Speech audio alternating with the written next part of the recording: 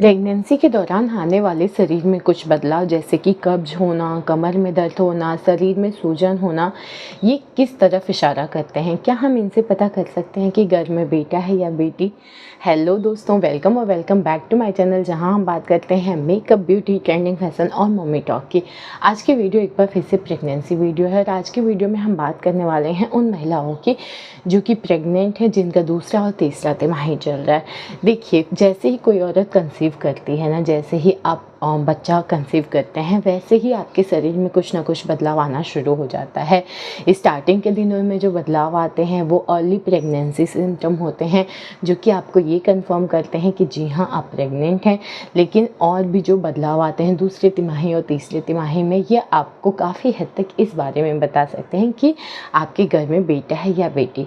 वैसे तो मैं या मेरा चैनल लिंग परीक्षण को बढ़ावा नहीं देते हैं, लेकिन अगर आप ऐसा कर पाते हैं तो आपको और आपके डॉक्टर को, हॉस्पिटल को सजा हो सकती है। देखिए, मैं बात करती हूँ सिम्टम्स की, साथ ही मैं बात करती हूँ समस्याओं की।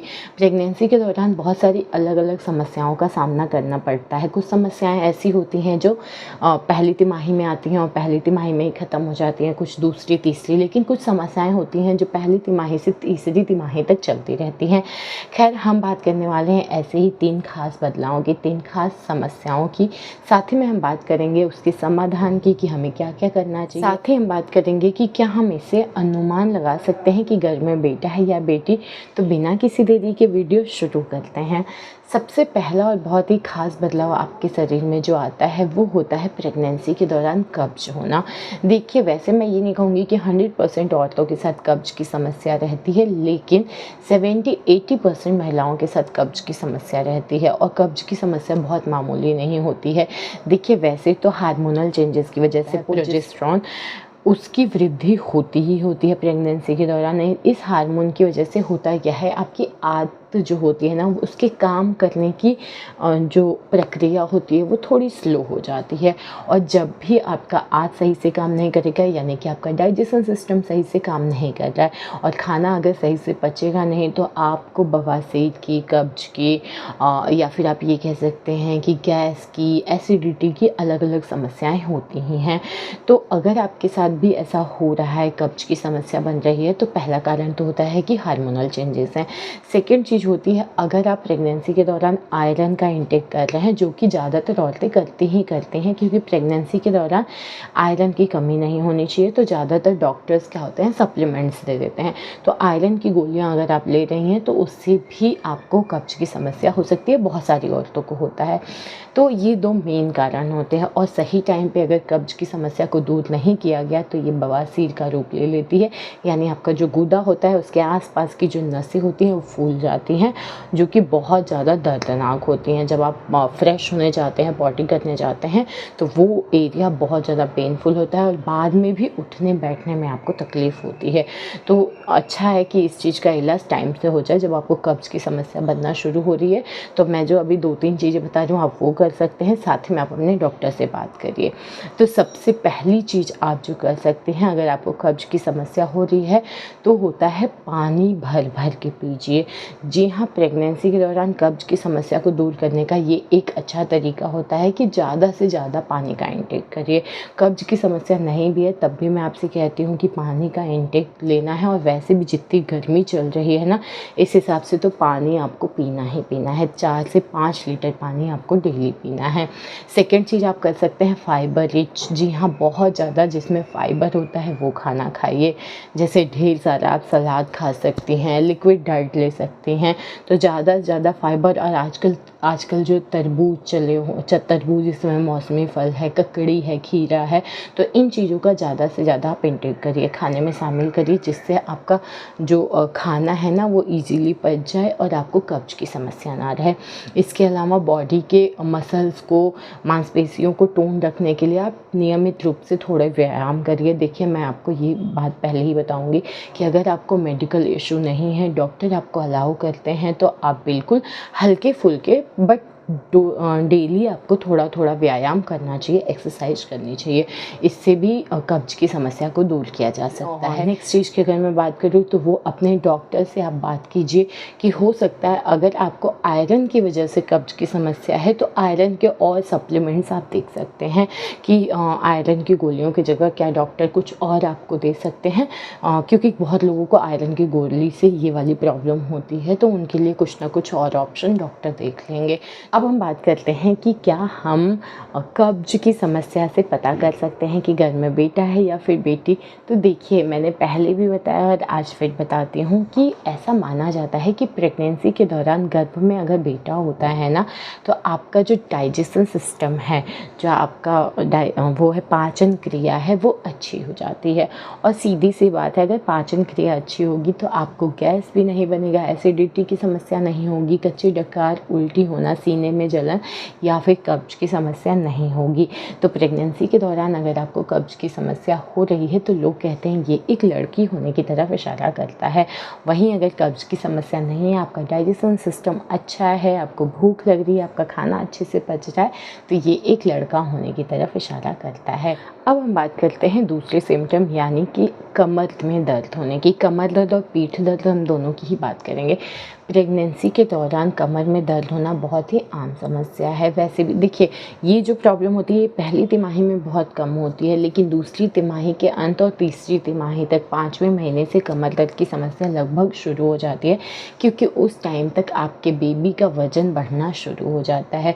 बेबी के वेट को कैरी करने के लिए भी आपका जो टोटल जो वज़न पड़ता है वो आपकी कमर पे पड़ता है। तो कमर के निचले वाले हिस्से में दर्द होना, रीढ़ की हड्डियों में दर्द होना, पीठ में दर्द होना और कमर में दर्द होना, ये बहुत ही आम समस्या है। लगभग सारी औरतों के साथ ये समस्या रहती ही है।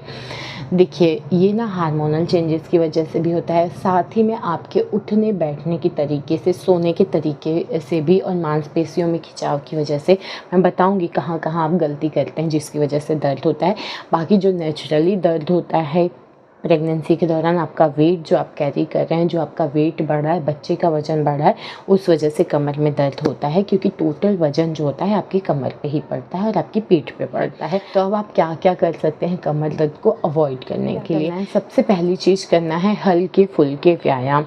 देखिए, मैं बार बार कहती हूँ कि अगर आपके डॉक्टर आपको अलाउ करते हैं, अगर आपको कोई मेडिकल इशू नहीं है, तो आपको बिल्कुल व्यायाम करना है, हल्का फुल्का करना है, ताकि आपकी रीढ़ की हड्डियाँ, आपकी मांसपेशियाँ थोड़ी मजबूत रहे, लचीली रहे। दूसरी चीज़ आपको क्या करना है कि बैठते चलते समय अपनी पीठ को सीधा रखना है। पीठ को अगर आप सीधा रखते हैं तो भी आपका काफ़ी दर्द रिमूव हो जाएगा, काफ़ी दर्द पे आप कंट्रोल कर लेंगे। तीसरी चीज़ है कि जो चेयर पे आप बैठते हैं, कोई भी कुर्सी पे जब आप बैठते हैं, तो आप अपना पीठ सीधा रखिए और साथ में ही आप तकिए का इस्तेमाल कीजिए। पीठ के पीछे आप तकिया रखिए। चौथी चीज़ आप कर सकते हैं, सोते समय दोनों पैरों के बीच में आप तकिया रख लीजिए, तो आप कंफर्टेबल होंगे, उससे भी कमर के दर्द में काफ़ी रिलीफ हो जाएगा। नेक्स्ट चीज़ आप कर सकते हैं कि भारी भरकम सामान को उठाने से बचिए। जी हाँ, झुक के कोई भी सामान भारी भरकम उठाने से आपको बचना है, इससे भी आपके कमर में दर्द होता है। नेक्स्ट चीज़ करना है कि अपने कमर दर्द और पीठ दर्द को आराम करने के लिए आपको गद्दे का चयन सही से करना है। मोटे गद्दे और थोड़े से बहुत सॉफ्ट गद्दे पे आपको नहीं सोना है। इसके अलावा आप कर सकते हैं कि हाई हील या बहुत ऊंचे जो हाई हील या फिर ऊंचे जूते जो होते हैं ना, उसको पहनने से बचना है।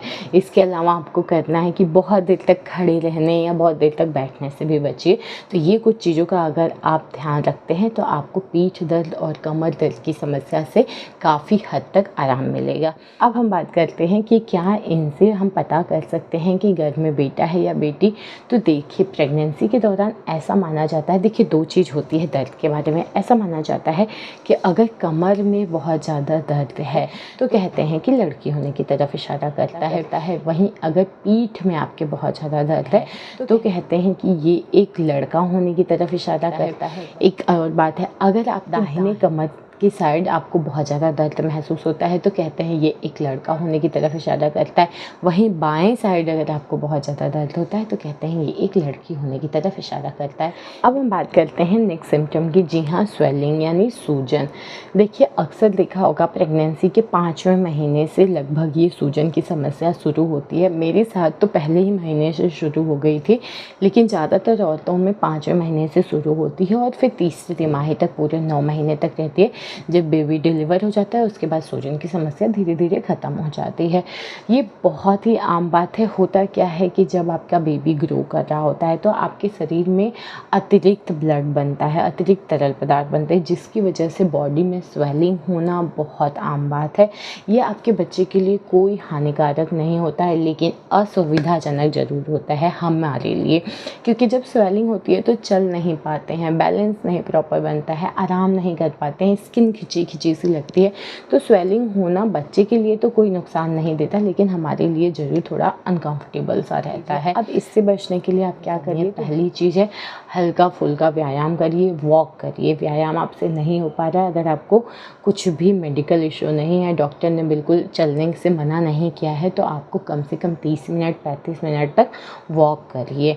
सेकेंड चीज़ है बहुत देर तक एक ही पोजीशन में रहने से बचिए। मैंने बार बार कहा कि बहुत देर तक खड़ा या बैठने से बचिए। अगर बहुत देर तक आप खड़े रहते हैं, बैठ जाते हैं, बैठे हुए रहते हैं, तो सीधी सी बात है आपका बेबी बढ़ रहा है, ठीक है, बेली आपका बड़ा है, तो नीचे जो आपकी नसें होती हैं ना उस पर दबाव पड़ती हैं, जिससे आपका ब्लड सर्कुलेशन प्रॉपर नहीं हो रहा है, खून सही से नहीं पहुंचेगा। खून पहुंचने का मतलब क्या होता है? बॉडी में ऑक्सीजन का पहुंचना।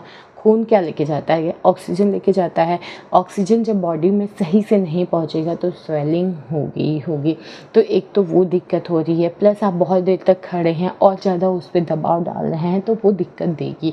तो आपको सेम पोजीशन में नहीं रहना है, थोड़ी थोड़ी देर पे आप लेट जाइए, बैठ जाइए। इसके अलावा आप बहुत ज़्यादा हैवी जूते, हैवी हील वाले सैंडल्स पहनना बिल्कुल अवॉइड करिए। उससे भी आपकी नसों पे दबाव पड़ता है, जिससे सूजन की समस्या आपको हो सकती है। इसके अलावा सोते समय आप कर सकते हैं अपने पैरों को 1-2 तकिया एक्स्ट्रा लगा के थोड़ा सा ऊंचा रखिए, तो इससे भी जब आप सुबह उठेंगे तो आपकी सूजन में काफ़ी आराम मिल जाएगा। इसके अलावा आपको बहुत ज़्यादा सोडियम युक्त भोजन नहीं करना है, यानी जिसमें बहुत ज़्यादा नमक हो, नमक बहुत ज़्यादा इंटेक नहीं करना है। इसके अलावा हाई पोटेशियम वाला फूड, जैसे कि आपको केला ज़्यादा खाना चाहिए। अगर आपके साथ ज़्यादा, मतलब ऐसा नहीं कि बहुत ज़्यादा खा लें आपका फैट बढ़ जाए, नहीं, 1 से 2 केला आप प्रेगनेंसी के दौरान खा सकते हैं। तो आप ये चीज़ अगर करते हैं तो आपके स्वेलिंग में, आपके सूजन में काफ़ी आराम आपको मिल सकता है।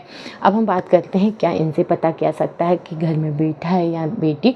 तो देखिए, ऐसा माना जाता है कि प्रेगनेंसी के दौरान अगर आपको प्रेगनेंसी के स्टार्टिंग से ही स्वेलिंग है और बहुत ज़्यादा सूजन है तो कहते हैं ये एक लड़की होने की तरफ इशारा करता है। वहीं अगर नाक के बराबर या 19-20 का आपको अंतर दिख रहा है, आपके पैरों का साइज बहुत ज़्यादा नहीं बढ़ा है, बहुत हल्का फुल्का सूजन है अगर आपको अपने शरीर में महसूस हो रहा है, या आखिरी में 9वें महीने में थोड़ा बहुत सूजन है, तो कहते हैं ये एक लड़का होने की तरफ इशारा करता है। तो इस तरीके से बिल्कुल आप अनुमान लगा सकते हैं कि घर में बेटा है या फिर बेटी। तो ये था आज का वीडियो। उम्मीद करती हूँ वीडियो अच्छी लगी हो तो लाइक, शेयर, कमेंट करिए और चैनल को प्लीज़ सब्सक्राइब कर लीजिए। मिलते हैं नेक्स्ट वीडियो में, तब तक के लिए बाय।